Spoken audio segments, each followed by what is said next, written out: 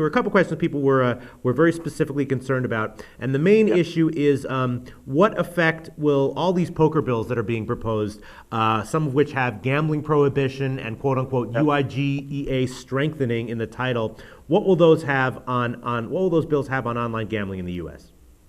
Well, the first thing to understand, because of the people who are listening to your site are so interested in sports betting, is none of these bills legalize sports betting. Right. The only way that sports betting can be made legal in the U.S.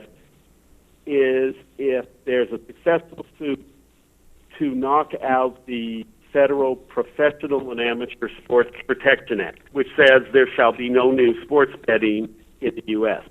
So if there is a suit like that, then there will be an expansion of sports betting.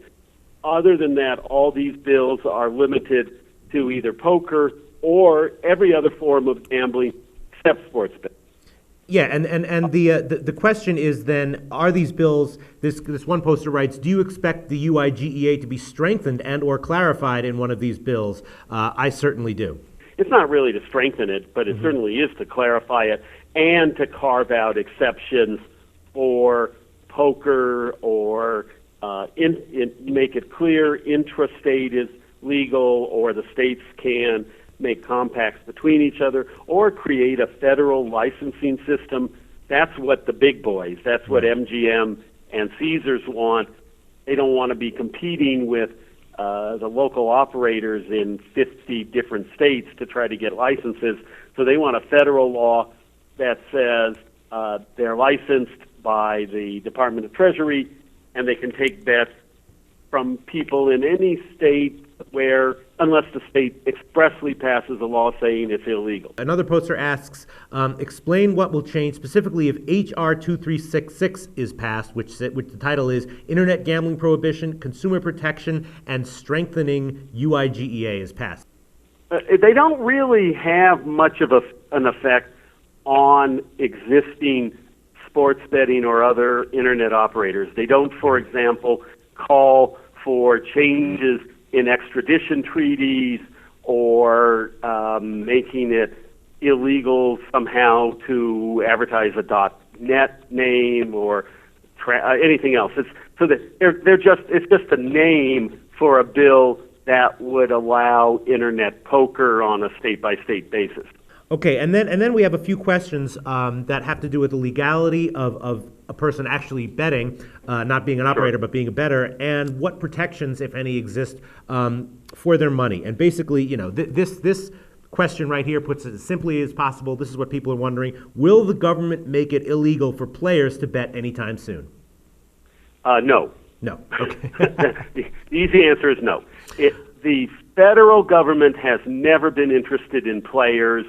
The one attempt that was made by the John Kyle, who's this very conservative Republican. Of course, all Republicans are conservative, but he's the second most powerful man in the U.S. Senate. He had what was called the Kyle bill and would have made it a federal crime to make bets. And the Department of Justice said, we don't want to be knocking on bedroom doors and going after $5 bettors. There is no federal law, and there will never be a federal law that makes it illegal to make a bet, even to make a bet by phone with an illegal bookie in the next state over in the United States. Right. Having said that, there are ancient state laws. About half the states have ancient laws on the books that make it a crime to make a bet. California has one that says you can't record, accept, or even make a bet on a sporting event, and no one is ever arrested for making a bet under that statute. And in fact, the governor is always, if a California team's in the Super Bowl, the governor of California is making bets with the governor of the other state. Right. So there are states that have laws about making bets. They're never enforced. There are no federal laws. Right. I think that the more real-world problem is that they do have the right to seize the money. Right. And you don't have any legal rights to get paid if you win or get your money back if you want your deposits back. Right, yes, and that is the second question. One guy wrote some very specific and technical questions asking about electronic money issuers. Okay, let me read. I'll give you a quick answer Go that ahead. answers all of it. Go ahead. Under the law of the English-speaking world, gambling debts are unenforceable.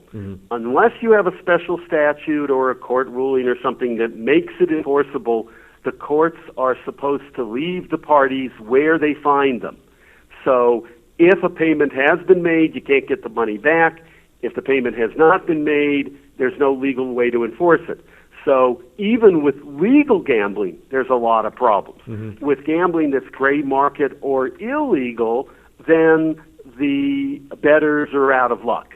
And in a lot of these cases, they should be able to get their money back. They can't even prove necessarily that it was gambling bets or winnings.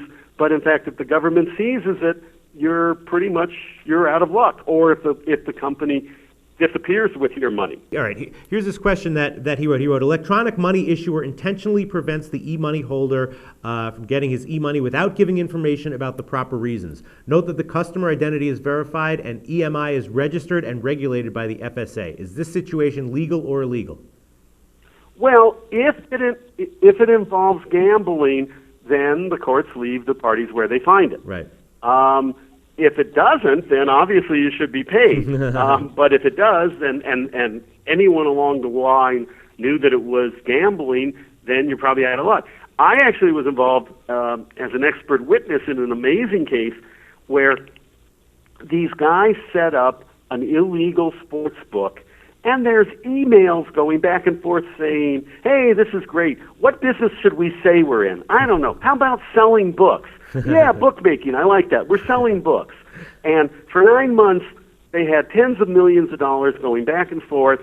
And finally, MasterCard said, wait a minute, nobody buys $300 in books one week, then $200 in books the next week, then gets a big credit the week after. Clearly you guys are doing gambling. You're out of here. Well, the lawsuit started. Nobody went to prison. Nobody was fined. Nobody was ever charged with anything. But the payment processor had about $2 million, I think, that they said, well, we don't have to pay it to the bookie, and it was money the bookie was owed. These were losses that the bookie was supposed to be able to be paid. And the payment processor says, no, we don't have to pay it because this was all illegal gambling. And therefore, we can keep the money, and the courts have to leave the parties as they find it.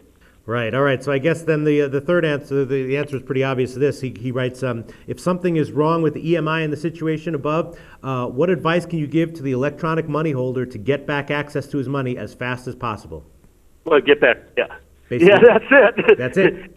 Get your money as fast as possible. And also, they have to come up with a reason for keeping your money. It's your money, after all. Right.